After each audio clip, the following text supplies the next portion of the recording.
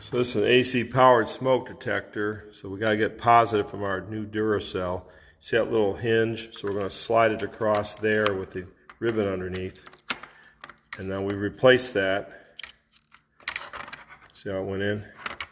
Put that shut. Now this is AC powered. So we got to clamp the ladder.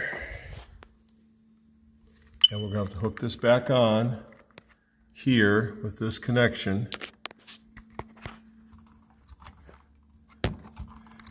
Like this. It's a little tough here.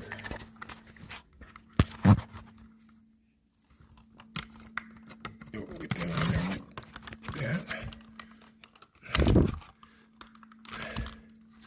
So you see I've got that clip back on. And the lip goes over the battery.